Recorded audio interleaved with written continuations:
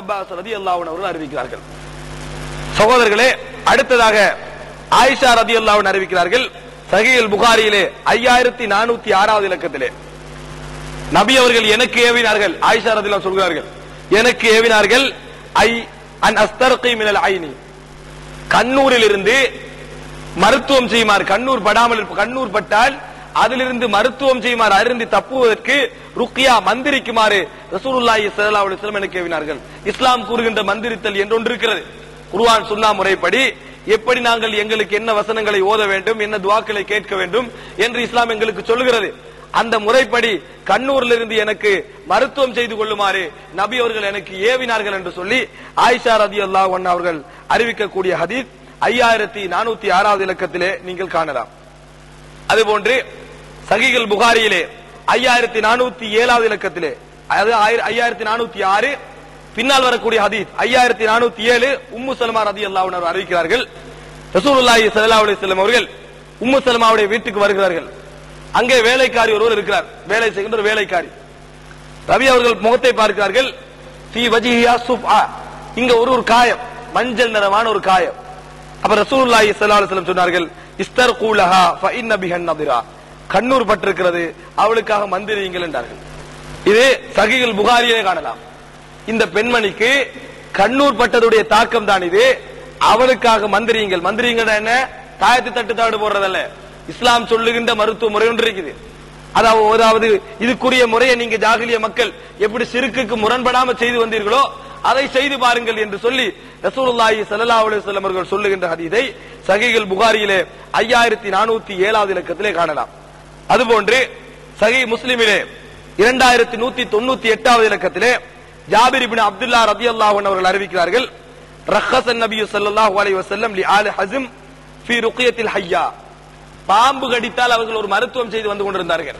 ஒரு விதமான மந்திரித்தலை இந்த ஜாகிலிய மக்கள் ஹஸமுடைய குடும்பத்தினர் செய்து வந்து கொண்டிருந்தார்கள். நபி அவர்கள் அதை தொடர்ந்து செய்யுமாறு சொன்னார்கள். அதை தொடர்ந்து செய்யுமாறு ஹஸமுடைய குடும்பத்துக்கு அனுமதித்தார்கள். வகால லி அஸ்மா பின்த் உமைஸ் மாலி அரா அஜ்ஸாம பனி அகி தாரிஅத்தன் துஸீபுஹுமுல் ஹாஜா. அப்ப ரசூல் ஸல்லல்லாஹு அலைஹி வஸல்லம் அவங்க அஸ்மா பின்த், அதாவது அமீஸுக்கு சொல்லி காட்டுகிறார்கள், பன்த் உமைஸுக்கு சொல்லி காட்டுகிறார்கள். அஸ்மா பின்த் உமைஸ் இவங்க வந்து அந்த ஆளு ஹஸமுடைய குடும்பத்தில் உள்ளவர்கள் சொல்லி காட்டுகிறார். எப்படின்னா, என்ன சகோதரன் ஜாபர் இப்னு அபி தாலிபுடைய ஃபேமிலி எல்லாம் ஒரே மெலிந்து இருக்கிறார்கள். இந்த நேரம் என்னது, அவங்களுக்கு ஒரு வறுமையே வந்து கொண்டிருக்கேன்னு சொல்றாங்க. பலமையா பசியில இருக்கிறாங்க, உடம்பெல்லாம் என்னது எப்பொழுதும் மெலிஞ்சு போயே இருக்குது, என்ன காரணம் அப்படி என்று சொல்லி அஸ்மா பின்த் உமைஸ் நபி அவர்கள் கேட்கிறார்கள்.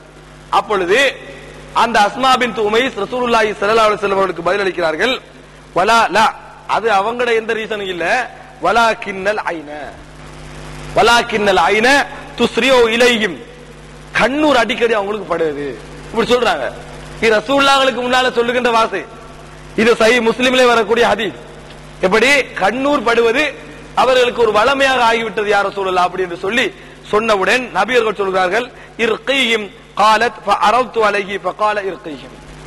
அதாவது ரசூலுல்லாஹி ஸல்லல்லாஹு அலைஹி வஸல்லம் அவர்கள் என்னது மந்திரிக்குமாறு சொன்னார்கள். நீங்கள் அறிந்த முறையை பயன்படுத்தி மந்திரிக்குமாறு சொன்னார்கள். நான் நபி அவர்களுக்கு இப்படித்தான் மந்திரிக்கிறேன் என்பதை எடுத்து காட்டினேன், நான் இப்படித்தான் செய்கிறேன் என்பதை எடுத்து காட்டினேன். தவறு இருக்கிறதா சரி இருக்கிறான் பார்ப்பதற்கு நபி அவர்கள் சரிதான், நீங்கள் செய்து விடுங்கள் என்று சொல்லி நபி அவர்கள் அனுமதி தந்தார்கள் என்று சொல்லி சஹீஹ் முஸ்லிமிலே 2198வது இலக்கத்திலே இந்த ஹதீஸை நாங்கள் காணலாம். அது மாத்திரமல்ல, சஹீஹ் இப்னு ஹிப்பானிலே வரக்கூடிய ஒரு ஹதீஸ், சஹீஹ் இப்னு ஹிப்பானிலே இந்த கண்ணூர் சம்பந்தமாக நடந்த ஒரு சம்பவம் சம்பந்தமாக வரக்கூடிய ஒரு ஹதீஸ்.